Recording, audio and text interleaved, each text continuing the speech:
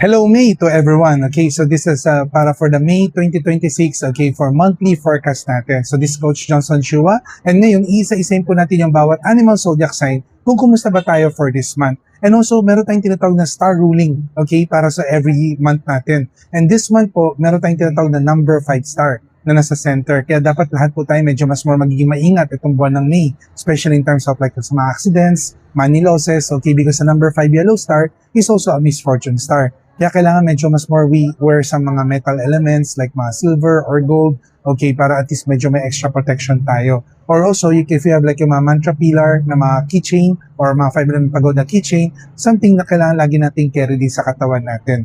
Okay? And also, dun sa panlaban din natin sa center, pwede rin po kayo maglagay ng wishful feeling ox na meron pong mantra pillar. Okay, this is, you can put it on the center, like sa ating like living area or dining area. Or kung sa office naman, pwede nyo mismong lagay po sa office table nyo. Ang purpose of this, bakit po may wishful feeling ox? Tumutulong din kasi siya para to enhance din para for opportunity luck. Okay, even though maraming mga misfortune and negative, kasi may number 1 star tayo for this year. So gusto pa rin natin i-boost yung victory star habang kinokontra natin yung mga misfortune problems. Okay? So yun po, no? Kaya kailangan natin mabantayan. From May 5 to June 5 po ang ruling po ng number 5 yellow for the center. Okay? Although, for every animal sign, may kanya-kanya rin po tayong mga luck energy po para this month. Okay?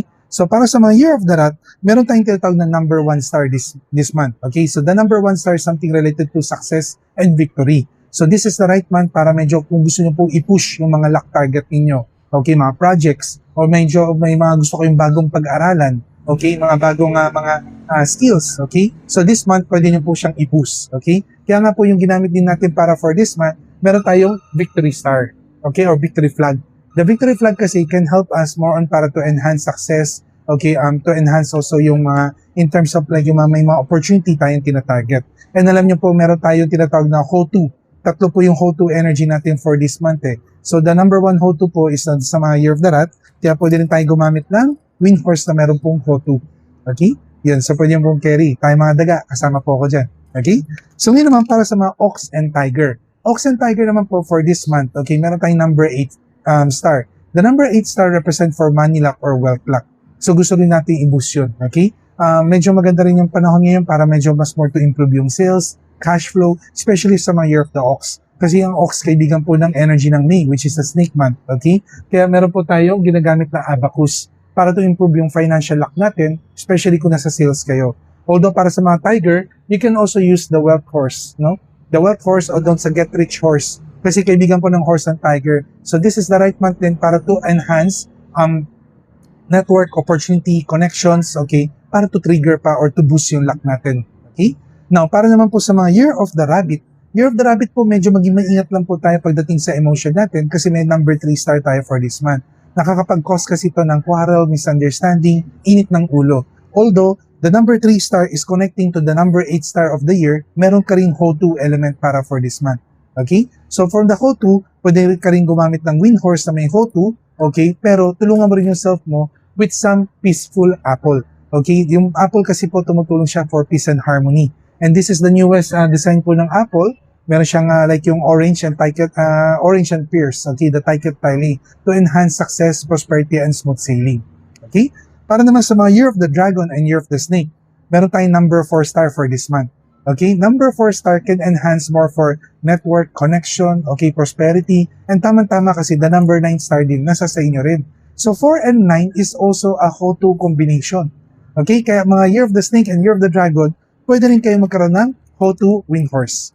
Okay? That is also, again, enhancement. Ang HO2, ano ba explanation ng HO2? HO2, mas mabilis yung pumahanap yung mga tamang tao, helpful people, good support, okay? Or mabilis yung pumahanap din yung mga, sabi natin mga mentor luck, okay? Na mga noble people na pwede tumulong sa atin. Pero para sa mga Year of the Dragon, okay, this month, kailangan meron tayong number 9, magic number. Okay, tumutulong kasi ito more on para to enhance success luck natin for this month. Although para sa mga Year of the Snake, lucky man siya, pero yung health natin hindi masyado stable, kaya kailangan medyo bantayan din natin yung health. Okay, so combination is meron tayong Saraswati, it's more on para to enhance yung Saraswati Swan, that to enhance good relationship, medyo pang peaceful, tapos meron din siyang Scholastic para medyo tama yung mga decisions natin for this month. Now, para naman sa mga Year of the Horse, okay? Year of the Horse, you get the number 9 star for this month.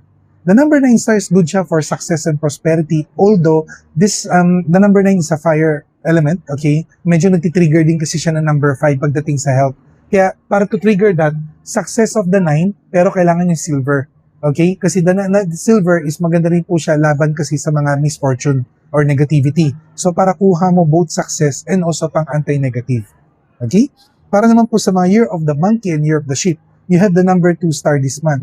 The number 2 star nakakapag-cause siya ng sickness, illness, okay? Kaya dapat we need to be more careful sa mga like yung mga emotional problem, okay? Or down energy, okay? Kaya dapat medyo maging maingat tayo.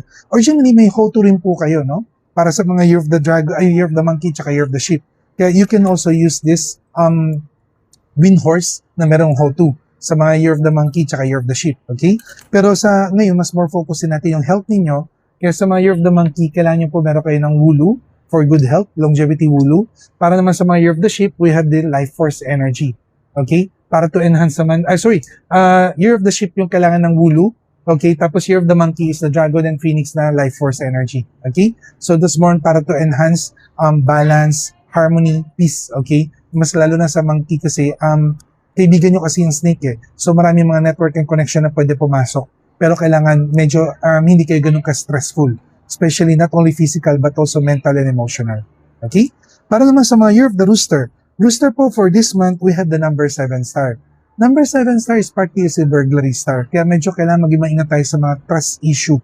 Okay? Sa mga year of the rooster, dapat mag-ingat kayo sa mga tiwala. Okay? Kaya meron tayong anti-burglary laban dun. Okay? Pero may mga hidden luck din ng rooster this month.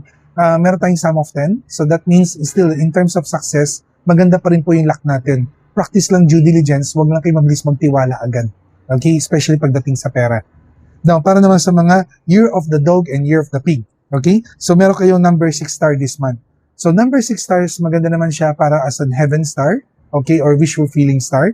Okay? Kaya sa mga year of the dog, okay, meron tayong wind horse. Para lahat po ng mga plano ninyo, umusad na, gumalaw na, okay, yung mga transaction nating inaantay, kumilos na rin, okay? So medyo maganda yan para sa mga year of the dog. Although para sa mga year of the pig, medyo a little challenge, kasi because kalaban ng pig ang snake, and this month of May is a snake month, okay, kaya dapat meron tayong strategic rooster. Para nakukuha mo pa rin yung luck target mo habang iniingatan mo yung self mo sa mga kalaban, sa mga people like politics, inggit, naninira, backfighters, and traitors. In short, kailangan mas more angat tayo yung strength natin laban sa mga kalaban natin. Okay? So, I hope you can also get these mga amulets. Okay? Just bring them always with you para to protect you against sa mga klase ng mga negative. Okay? So, kapag meron pa po yung mga iba pang gusto po malaman, just message us or inquire sa amin sa Facebook and Instagram, Feng Shui Sunrise by Coach Johnson Shua. And I'm gonna post this video also in our YouTube, okay, para pwede niyo po siyang balik-balikan po. Alright? So, thank you guys!